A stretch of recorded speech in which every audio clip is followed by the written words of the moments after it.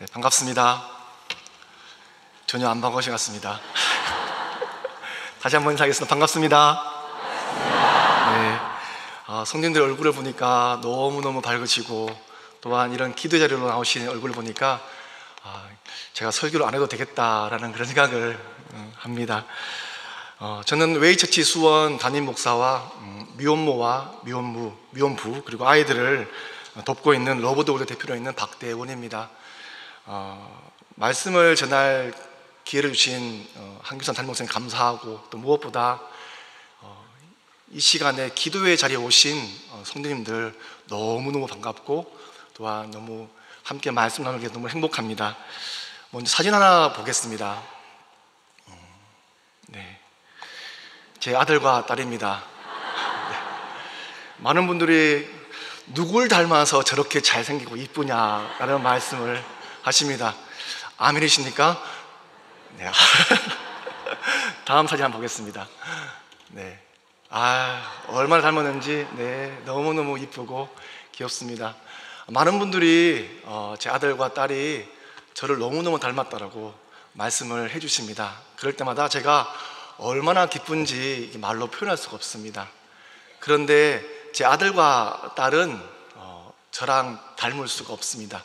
왜냐하면 저는 이 아들과 딸을 입양했습니다. 혈연적으로는 전혀 닮을 수가 없습니다. 그런데 많은 분들이 야, 어떻게 저렇게 아빠를 닮았어? 라고 말씀해 주십니다. 서로 사랑하니까 닮아가고, 또 가족이니까 닮아갑니다. 우리는 하나님을 닮은 성도들입니다. 한번 옆에 계신 분 한번 얼굴 한번 바라보시죠. 너무 놀라지 마시고요. 자, 한번 이렇게 인사해 보실까요? 우선 감탄을 하셔야 됩니다. 어머나, 하나님을 닮은 당신 너무나 멋있습니다. 하나님을 닮은 당신 너무나 아름답습니다. 자, 시작. 네.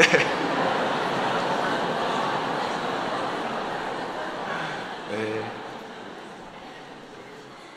우리는 성경말 창세기에 우리 하나님의 형상으로 남자 여자를 창조하신 하나님의 자녀입니다.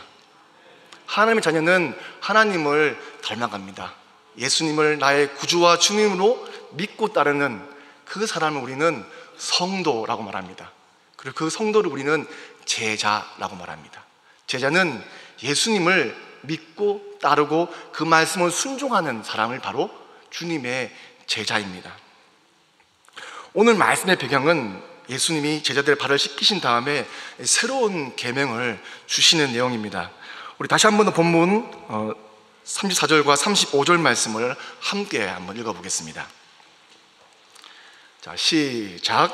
새 계명을 너에게 주노니 서로 사랑하라. 내가 너희를 사랑한 것 같이 너희도 서로 사랑하라. 너희가 서로 사랑하면 이로써 모든 사람이 너희가 내 제자인 줄 알리라. 아멘.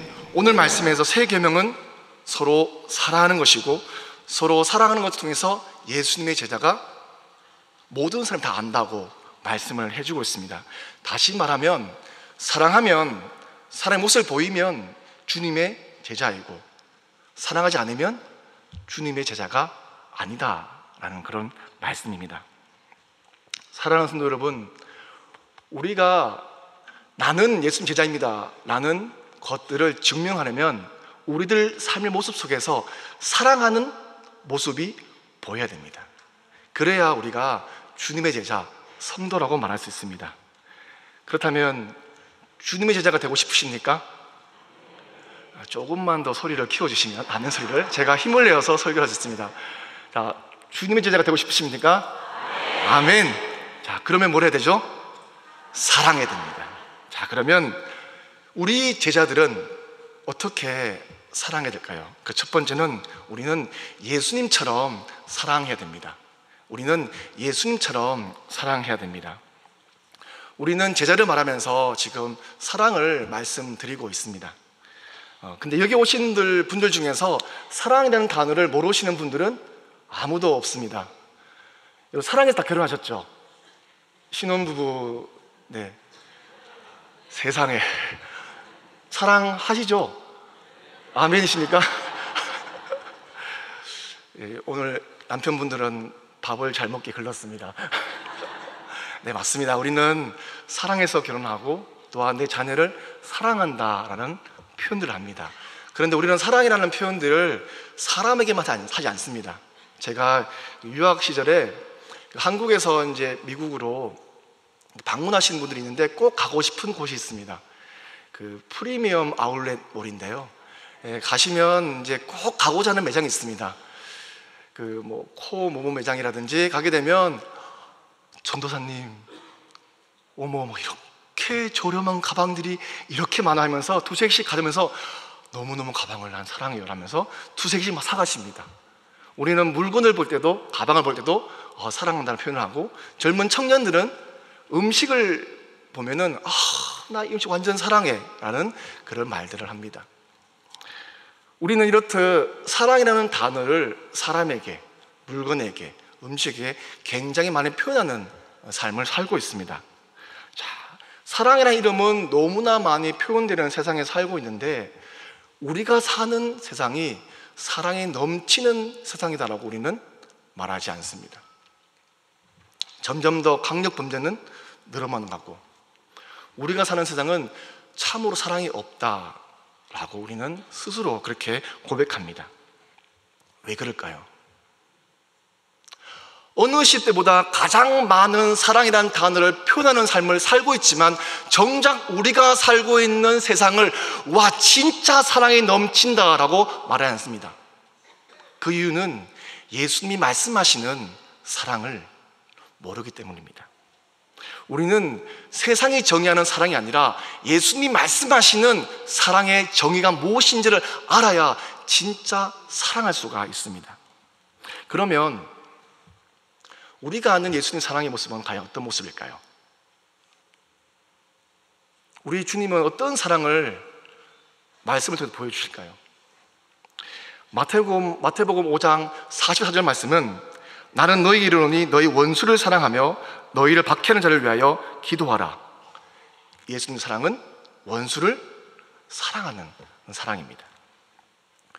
또 요한복음 13장 1절 말씀에는 이렇게 말씀하고 있습니다. 6월절 전에 예수께서 자기가 세상을 떠나 아버지께로 돌아가실 때가 이런 줄 아시고 세상에 있는 자기 사람들을 사랑하실 때 끝까지 사랑하시니라. 예수님의 사랑은 끝까지 사랑하는 희생적인 사랑입니다. 이런 모습이 오늘 말씀에서 내가 너희를 사랑한 것 같이의 예수님의 사랑입니다. 이러한 예수님의 사랑을 해야 바로 우리가 예수님의 사랑을 행하는 사람입니다. 우리는 이러한 예수님의 사랑을 알기 위해서 엄청나게 많이 공부합니다. 우리가 오늘 이 시간 이 금요 철학 기도회에 오신 목적이 무엇입니까? 주님 사랑했습니다. 주님 만나기 위해서 우리는 이 자리에 왔습니다. 우리가 주일 예배 때 말씀을 듣는 이유가 무엇입니까? 우리를 향하신 그 끝없는 하는 그 사랑을 늘 들어왔습니다. 우리 충령교회에서 제자 훈련하는 그 이유가 무엇입니까? 개인 간증문, 기도문, 그걸 하는 이유가 무엇입니까? 그 속에서 예수님이 나를 사랑하신 그 사랑이 무엇인지를 적어내는 것이고, 성경 읽기를 통해서 나를 사랑하신 그 사랑이 무엇인지를 우리가 읽어내는 것입니다. 그 내용은 다르지만 한 가지 분명한 사실은 예수님 사랑을 우리는 배웁니다. 우리는 시간을 내어서 오랜 시간 예배를 드리면서 기도를 하면서 말씀을 공부하면서 사랑을 배웁니다. 그럼 우리는 그 사랑을 다 알고 있습니다. 그 사랑을 안다면 우리도 동일하게 예수님 사랑을 해야 합니다. 일반 회사에서 3년 동안 한 가지 직무를 하게 되면 그 분야에서 전문가가 되고 실무자가 됩니다. 그러면 우리는 과연 얼마나 오랜 기간 동안 예배를 드리고 예수를 믿어왔습니까? 내 신앙의 생활이 3년 정도 되었다라는 분 한번 손들어 보시겠습니까? 한국 분들은 손들려면 절대로 안 되시는, 그냥 제게 윙크 한번 해주십시오. 네, 우리는 오랜 기간 동안 최소한 이 금요 철학에 오신 분들은 주님을 나의 구주 주님으로 믿는 분들이십니다. 우리는 사랑에 대한 전문가들입니다. 누구보다 사랑을 경험했고 예수 나를 위해 죽으신 그 십자가의 은혜를 알고 있는 사람들입니다. 그 사랑을 안다면 우리는 예수님처럼 사랑을 해야 합니다. 그런데 왜 우리는 그 사랑을 못하죠? 예수님이 하신 그 원수를 사랑하는 그 사랑, 자기를 배신할 제자들의 그 삶을 아시고도 끝까지 사랑하시는 희생적인 사랑을 우리는 왜 하지 못할까요? 그 사랑을 알고 있는데, 그것은 내 자신을 제대로 모르기 때문입니다. 내 자신을 제대로 모르기 때문입니다. 내 자신을 제대로 모르기 때문에 아무리 오랜 시간 교회에 다녀도, 아무리 오랜 시간 예배를 드려도 제대로 사랑할 수가 없습니다. 내가 누구인지를 안다는 것은 내 자아가 깨진다는 것을 말합니다. 내 자아가 깨진다는 것은 내가 누구인지 아는 것이고 내 죄가 무엇인지를 아는 것입니다. 내 죄가 무엇인지 안다는 것은 어떤 법을 어기는 윤리적인 죄를 말하지 않습니다. 요한복음 16장 9절 말씀에는 근본적인 인간의 죄를 이렇게 말씀하고 있습니다. 죄에 대하여 함은 그들이 나를 믿지 아니하며. 좀 더 정확히 말하면 예수님을 제대로 믿지 않는 죄, 이것이 바로 우리의 근본적인 죄입니다. 로마서 1장 28절 말씀에는 또한 그들이 마음에 하나님 도기를 싫어하며, 내 마음에 하나님 말씀을 순종하기 싫어하는 마음을 두는 것, 그것이 바로 우리의 죄입니다. 근본적인 죄. 우리는 예수님을 믿습니다. 아멘이십니까? 네, 맞습니다. 우리는 주님을 믿습니다.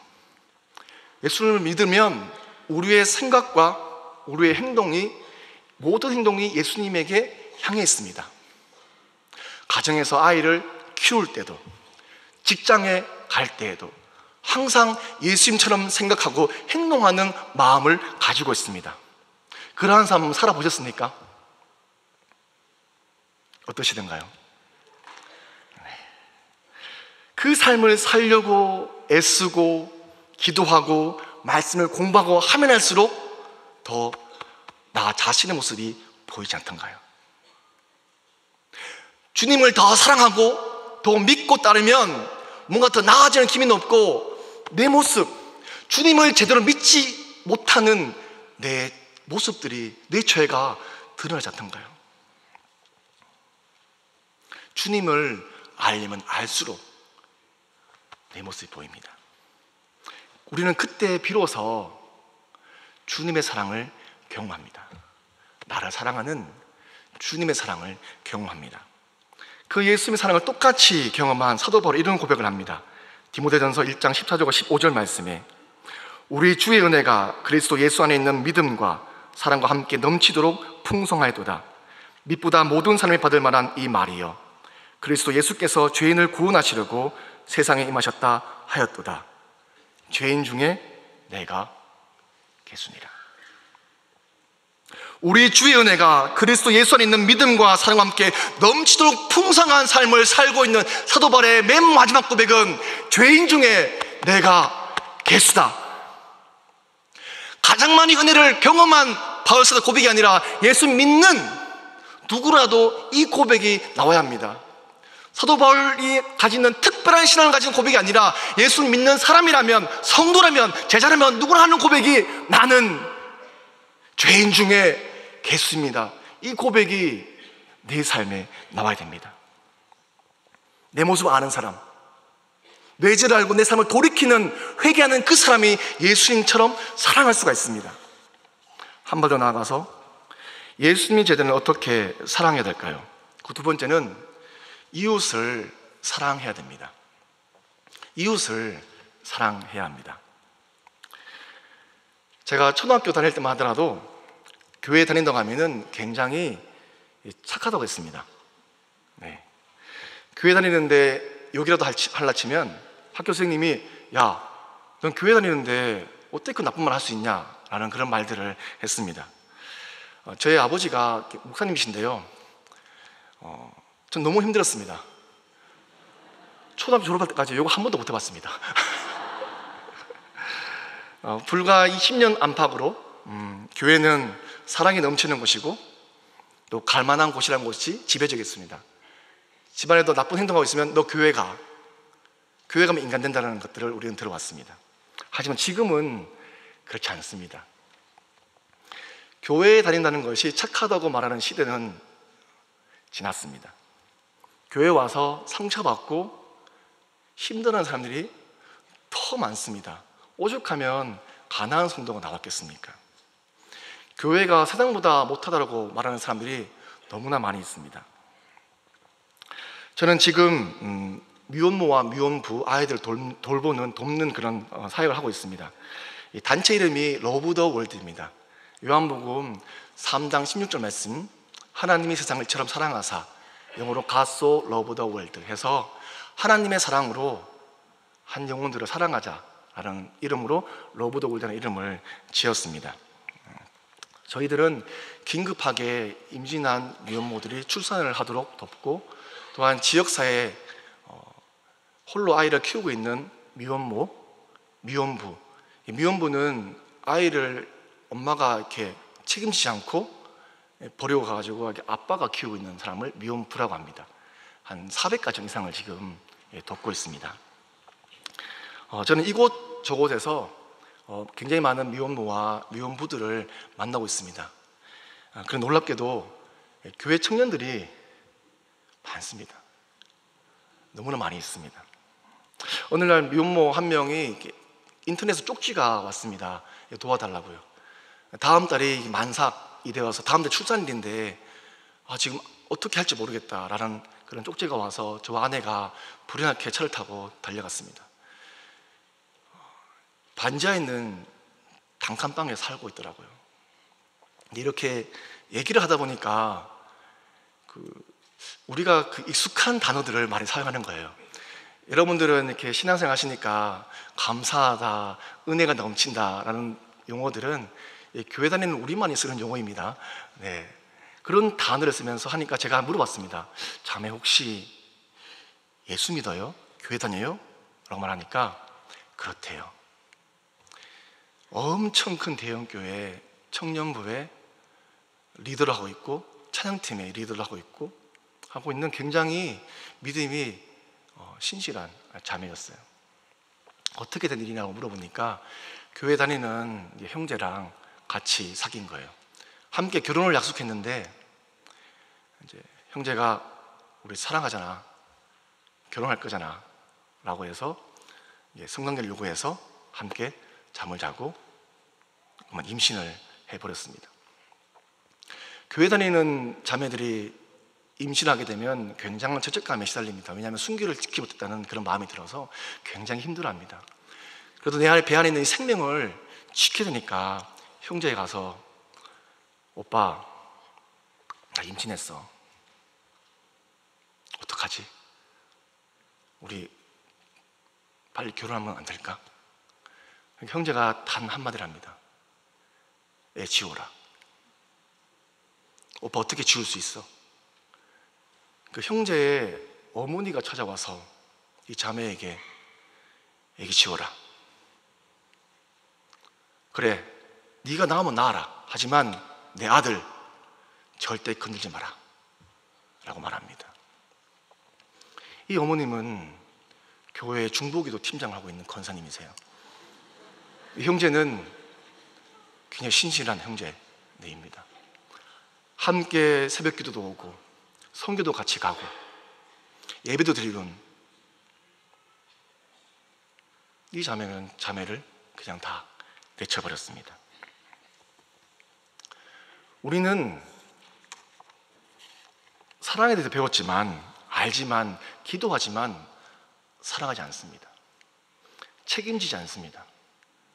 먼 다른 나라 말이 아니라 우리가 함께 신앙생활하고 있는 우리 교회의 현실입니다.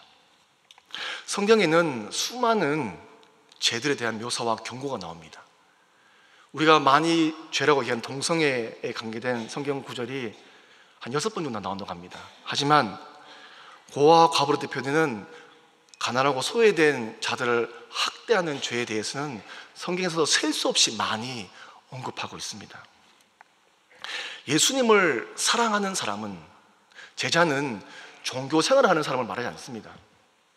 매일 일요일 주일이 되면 와서 예배드리고 그런 사람 말하지 않습니다. 예수 믿는 사람은 교회에서 일을 많이 하는 사람이 아닙니다.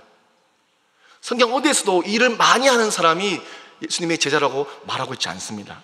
예수님의 제자는 내 이웃을 사랑하는 사람입니다. 이웃을 사랑해야 제자, 성도입니다. 오늘 본문 35절 말씀에 이렇게 말씀하고 있습니다. 너희가 서로 사랑하면 이로써 모든 사람이 너희가 내 제자인 줄 알리라. 너희가 서로 사랑하면 이로써 모든 사람이 너희가 내 제자인 줄 알 거라고 말씀해 주고 있습니다. 여기서 말하는 서로 사랑하라는 것은 세상에서 말하는 그런 사랑이 아닙니다. 세상 사람들이 말하고 있는 사랑과 똑같은 사랑을 한다면 주님이 그런 사람을 제자라고 말할 까닭이 없습니다. 예수님 말씀하신 사랑은 세상 사람들과 하는 사랑과는 전혀 다른 사랑을 하라는 그런 말씀입니다.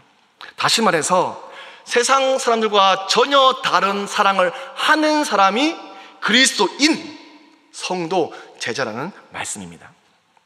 우리가 예수 믿는 성도라고 말하면서, 제자라고 말하면서 세상 사람들의 비웃음을 듣는 이유가 무엇입니까? 그들이 행하는 사랑과 우리의 사랑이 별반 차이가 없기 때문입니다. 오늘 말씀에서 말하는 서로 사랑하라는 말씀을 좀 더 설명해 주는 말씀이 마태복음 22장 말씀입니다. 마태복음 22장에는 한 율법학자가 예수님을 시험에 묻습니다. 선생님, 율법 중에서 어느 계명이 가장 큽니까? 라고 말할 때 예수님이 이렇게 답변하십니다. 마태복음 22장 37절 말씀 이하에 예수께서 이르시되 내 마음을 다하고 목숨을 다하고 뜻을 다하여 주 너의 하나님을 사랑하라 하셨으니 이것이 크고 첫째 되는 계명이요 둘째도 그와 같으니 내 이웃을 내 자신같이 사랑하라 하셨으니 이 두 계명의 온 율법과 선지자들의 강령이니라. 무엇을 말씀하고 있습니까? 가장 큰 계명은 하나님을 사랑하고 이웃을 사랑하는 것입니다. 우리가 해야 될 사랑은 첫 번째는 무엇입니까? 하나님을 사랑하는 것입니다. 주님을 사랑하는 것이 무엇입니까? 말씀에 순종하고 그 말씀 따라서 살아가는 것입니다. 주님이 좋아하는 일을 내가 좋아하고 주님이 싫어하는 일을 내가 하지 않고 예수님이 하신 말씀을 따라서 살아가는 삶, 그 삶이 하나님을 사랑하는 삶입니다. 주목할 것은 39절 말씀 이하입니다. 둘째도 그와 같으니 내 이웃을 내 자신같이 사랑하라 하셨으니, 둘째도 그와 같으니 하나님을 사랑하는 그 사랑과 동일한 같은 사랑으로 내 이웃을 내 자신같이 사랑하라라고 말씀해 주고 있습니다. 하나님을 사랑하는 것과 같은 사랑, 그 사랑을 내 이웃을 사랑하라고 말씀해 주고 있습니다. 여기서 내 이웃을 내 자신같이 사랑하는 말씀은 나를 먼저 사랑한 다음에 내 이웃을 사랑하라는 말씀이 아닙니다. 내 몸은 알아서 사랑합니다. 내가 아프면 알아서 약 먹고 사랑합니다. 내가 좋아하는 사람들은 내가 만납니다. 내가 좋아하는 사람들은 내가 밥을 사는 것도 너무 좋습니다. 내가 좋아하는 것, 내가 함께하고 싶은 모든 것들을 나를 기준으로 하는 그 사랑, 본능적인 나를 사랑하는 것과 똑같은 사랑으로 누구를 사랑하고요? 내 이웃을 사랑하라는 말씀입니다. 그 이웃이 누구입니까? 옆에 분들 한번 손을 잡아보시죠. 당신이 나의 이웃입니다. 당신이 내가 사랑해야 될 이웃입니다. 바로 내가 아닌 타인. 성경 말씀에는 또한 가난하고 억울한 일을 당하고 있는 한 사람, 그 사람이 이웃입니다. 신명기 말씀에는 고아와 과부와 함께 즐거워하고 예배하라고 말씀해 주고 있습니다. 우리는 처음부터 이웃을 사랑할 수 있는 사람들이 아니었습니다. 우리가 이웃을 사랑할 수 있게 된 이유가 무엇입니까? 예수님이 나를 사랑하시기 때문에 이웃을 사랑할 수가 있습니다. 우리가 내 자신이 이웃을 사랑할 수 있다는 것은 나의 사랑이 새로워졌다는 그런 의미입니다. 지금까지 우리들의 사랑은 나 자신으로부터 시작했습니다. 그리고 내 자신을 사랑했습니다. 이 사랑은 실패한 사랑입니다. 이제부터 우리가 해야 될 사랑은 우리를 사랑하신, 나를 사랑하신 주님의 사랑, 그 사랑이 바로 출발점입니다. 주님의 사랑으로 출발한다면 우리가 사랑해야 될 이웃은 나를 위한 이웃이 아니라 내가 필요로 하는 이웃들을 바라보는 것입니다. 이웃을 위한 나. 예수님의 사랑을 못 받은 사람에게나 나를 위한 이웃이 필요합니다. 하지만 예수님의 사랑을 받은 사람은 이웃을 위해 나 자신을 제공합니다. 예수님을 사랑하는 사람은 내가 필요한 이웃이 누구이지라고 묻지 않습니다. 그것은 예수 믿지 않는 사람이나 말하는 것입니다. 예수 믿는 사람, 제자는 나를 필요한 이웃이 누구이지에 대한 시선으로 나의 시선을 옮기게 됩니다. 그래서 예수님의 사랑을 받은 사람들은 내 이웃이 누구냐라고 묻기 전에 내가 당신의 이웃이 되어줄게 라고 말합니다. 예수님의 사랑을 아는 사람만이 할 수 있는 사랑입니다. 이것이 세상에서 말하고 있는 사랑과 전혀 다른 예수님 제자들이 하는 사랑입니다. 나를 위한 이웃이 아니라 나를 필요한 이웃에게 내 사랑을 전하는 것입니다. 그렇다면 나를 필요로 하는 나의 이웃이 누구입니까? 혹여나 부모님이 주님을 믿지 않는다면 나의 부모님이 나의 이웃입니다. 저의 이웃은 주님의 사랑이 필요한 미혼모와 미혼부와 그리고 아이들입니다.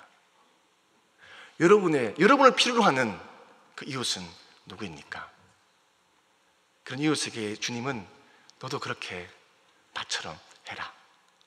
내가 너를 사랑한 것처럼 너도 그렇게 해라라고 말씀해 주고 있습니다. 마지막으로 예수님 제자는 어떻게 사랑해야 될까?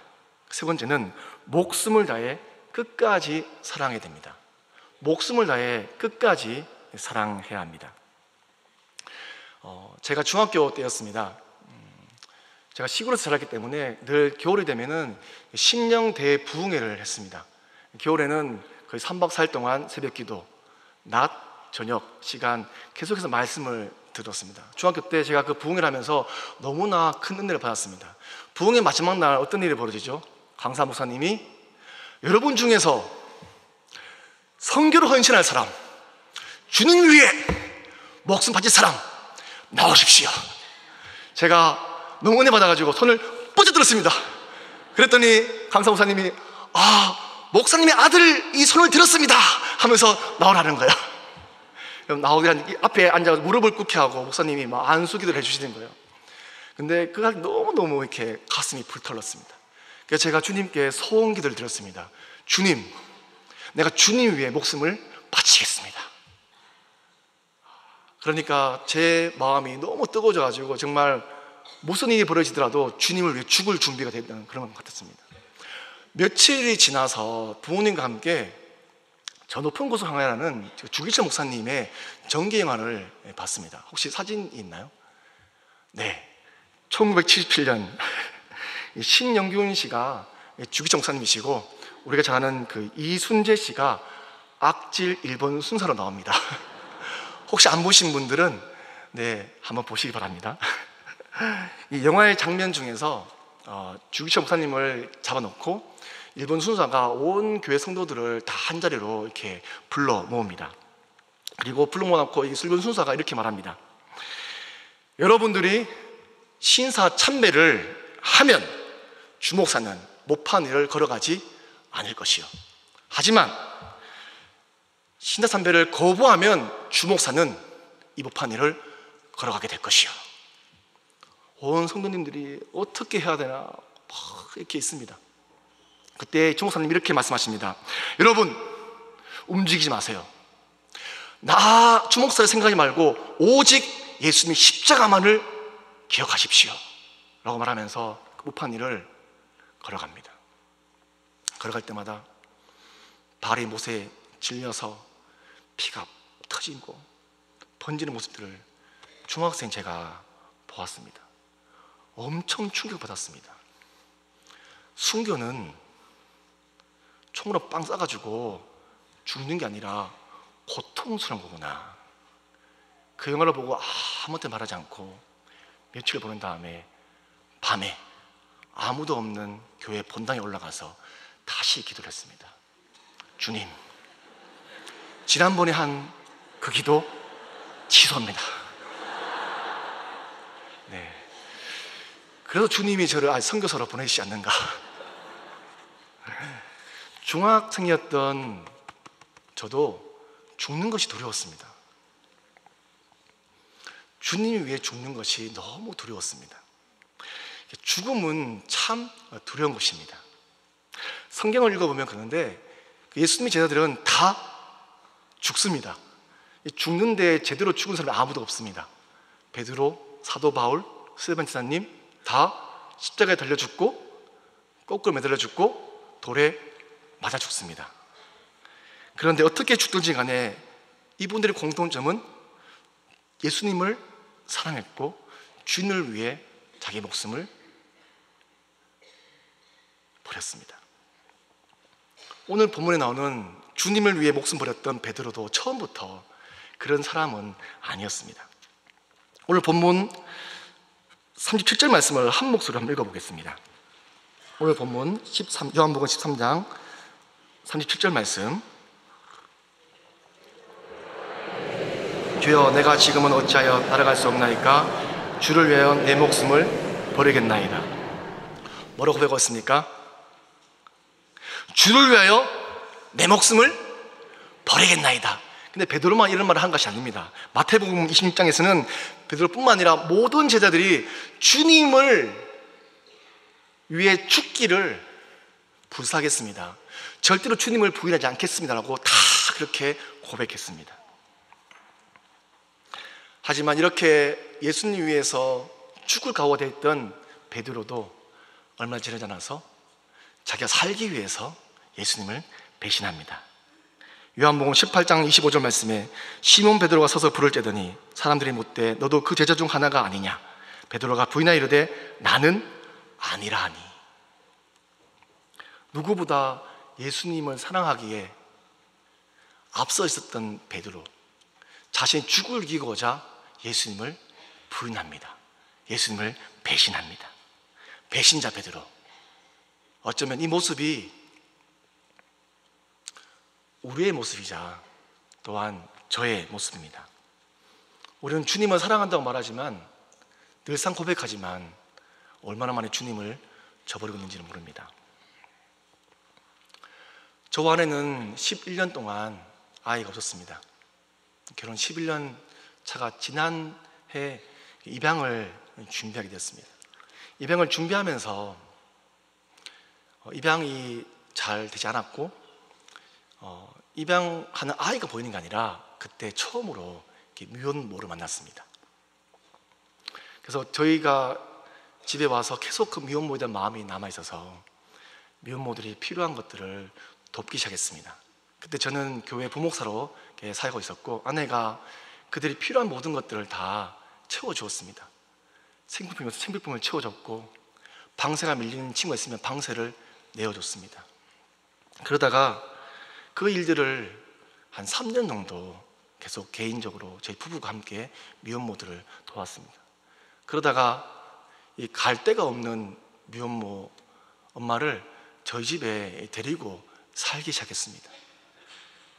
데리고 살면서 하니까 근데 점점 더 많은 미혼모 친구들이 저와 아내에게 도움을 청해왔습니다. 그래서 어떻게 하나라고 고민하다가 이 미혼모들을 도울 수 있는 곳을 찾았습니다. 근데 제 주변에 아무도 돕는 곳이 없는 거예요. 그러면서 어떡하지 고민하다가 아무도 없으면 우리가 한번 이 일을 해보자 라고 해서 교회를 사임하고 미혼 엄마들을 돕기 시작했습니다. 그러면서 점점 더 많은 미혼모들이 도움을 청해오니까 살고 있던 전생을 빼가지고 조금 더 방이 많은 집을 옮겨서 미혼 엄마들과 함께 살기 시작했습니다. 작년 6월까지 3년 동안 많게는 18명, 적게는 10명 정도 아이 포함해서 함께 살았습니다. 함께 지내면서 굉장히 많은 일들이 있었습니다. 저는 남자입니다. 남자가 여자들이 우글우글 그런 데를 갈 수 없으니까 항상 아내가 있을 때 집에 들어갔습니다. 한여름이 되어도 저는 항상 이런 옷을 입고 있었습니다. 긴 바지와 긴 팔. 네. 그리고 양수가 새벽에 터지든 아침에 터지든 저녁에 터지든 항상 데리고 산부인과를 가였습니다. 그리고 아내는 미혼마들은 혼자 있거든요. 출산할 때 아무도 주변에 없습니다. 그래서 아내는 분만실에 가서 모든 분만들을 그 미혼마들과 함께 했습니다. 제 아내는 미혼마들의 친정엄마가 되고 또 아이들의 할머니가 되어 주었습니다. 필요하다면 밤 10시에도 도움이 있으면 수원에서 차원까지 차를 타고 내려갔다가 밤새도록 데리고 올라온 적도 있습니다. 어느 목사님이 이런 말씀하셨습니다. 그리스도인은 삶으로 살아야 한다. 네, 그 삶으로 한번 살아봤습니다. 하루 24시간 매일매일을 함께 살았습니다. 아이를 놓을 때면 병원에서 기다리고 데려오고 이런 일을 반복했습니다. 근데 이런 일을 하면서 왠지 모를 뿌듯한 마음도 있었습니다. 어떤 분은 그러셨거든요. 야, 박 목사가 진짜 목회한다. 저도 모르게 제 마음 깊은 곳에서는 어떤 영적인 우월감이 있었던 것 같습니다. 아내와 함께 이사를 하면서 근데 갑자기 아내가 급성 디스크가 터져가지고 119에 실려갔습니다. 아이를 안고 하면서 바로 이렇게 수술을 하고 또 입원하는 그런 상황이 되었습니다. 집에는 미혼마들을 데리고 있고 제 아내는 병원에 가 있고 이제 입양한 우리 의진이를 데리고 있는 제 모습이 너무너무 힘들었습니다. 도대체 어떻게 해야 되냐? 먹고 살 수는 있을까? 라는 생각을 했습니다. 더 가슴 아픈 것들은 이 엄마들과 함께 사역하면서 예수의 복음을 전했습니다. 밥 먹을 때 기도하고 말씀을 전하고 함께 예배 드리고 했는데 아무도 예수님을 믿지 않는 것이었어요. 내가 말씀을 잘 못 들어서 그런가? 더 공부하고 제가 말을 잘못해서 그런가? 말을 준비해서 전해도 아무도 믿지 않았습니다. 그러다가 너무 이렇게 번아웃이 되는 거예요. 내가 주님 위해서 이렇게 모든 일을 시작한 것 같은데 왜 내게 이런 일들이 닥치지? 뭔가 이런 일을 하게 되면 뭔가 더 도움의 손길들이 많아져 가지고 해야 되는데 아내는 병원에 있고 그리고 다 수술하고 입원하고 나서 와도 지금도 다리가 저린 후유증이 남아있고 제가 하지 않을 말을 입에 담아버렸습니다. 주님, 살아계신 거예요?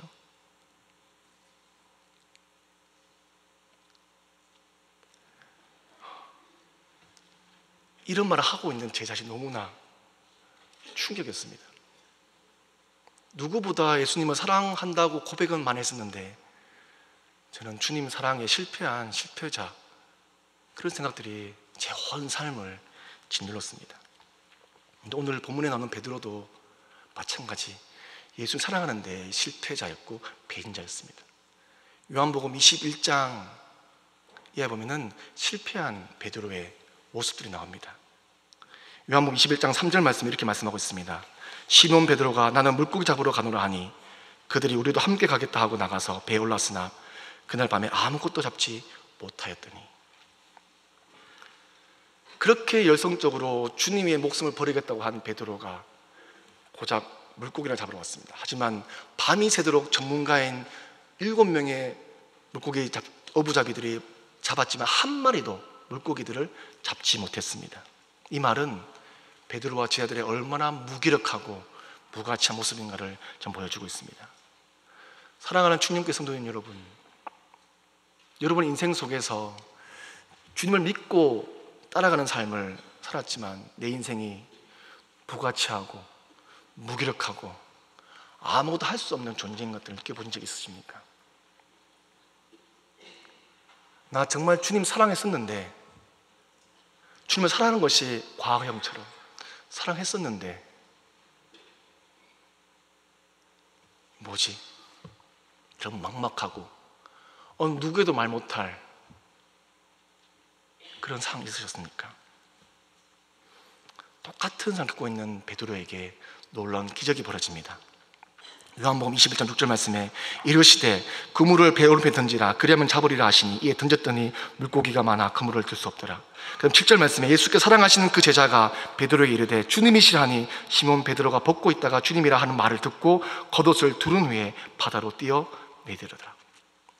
주님을 3번이나 부인한 베드로였지만 주님 음성을 듣자 주님 말씀대로 순종하면서 배 오른편에 던지고, 누군가가 주님이시라는 소리를 듣고 자기 겉옷을 입고 달려갔습니다. 베드로는 주님을 부인한 사람이었지만 주님 음성을 듣자 그 말씀에 순종했습니다. 아무것도 할 수 없다고 포기한 저에게 계속 연락이 오는 거예요.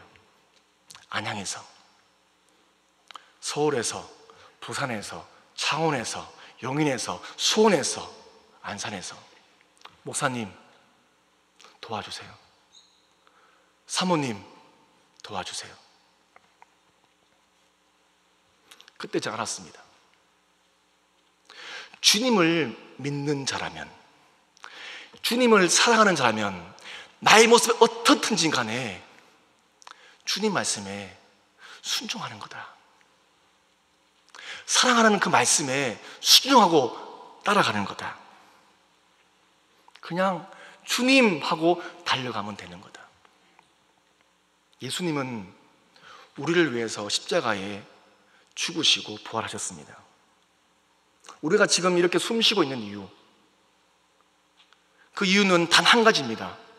예수님이 나를 위해 죽으시고 부활하셔서 영원한 생명들을 우리에게 주셨기 때문입니다. 그래서 우리는 이렇게 고백합니다. 나는 예수님 때문에 삽니다. 그리고 나는 예수님 때문에 죽습니다.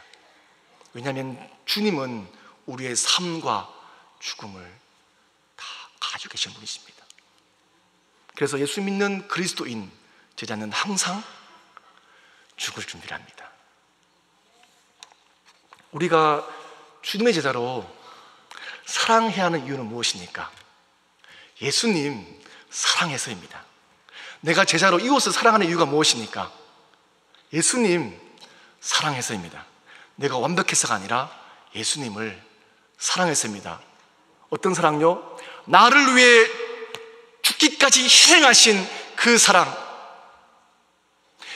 나는 주님의 원수된 자였는데 그 원수를 사랑하신 그 주님 때문에 내가 사랑하는 것입니다. 그 말씀에 귀를 기울이고 주님, 네, 순종하겠습니다. 사랑하겠습니다. 주님 사랑하기 때문에 바로 이 자리에 우리가 있는 것입니다. 우리가 사는 것입니다. 그래서 주님 사랑하는 제자는 주님 말씀에 순종합니다. 사랑하신 그 말씀에 끝까지 목숨 다해 사랑합니다. 사랑하는 중년교회 성도 여러분, 우리는 어떤 생명들을 가지고 있습니까? 예수님의 생명, 이 바로 우리 안에 있습니다. 그리스도의 십자가의 심장이 우리의 심장을 뛰고 있습니다. 그래서 우리는 고백합니다. 나는 주님을 사랑합니다. 그리고 내게 있는 영혼들을 사랑합니다라는 삶을 살고 있습니다. 주님은 주님의 생명을 우리에게 주시기 위해서 십자가의 대가를 치르셨습니다.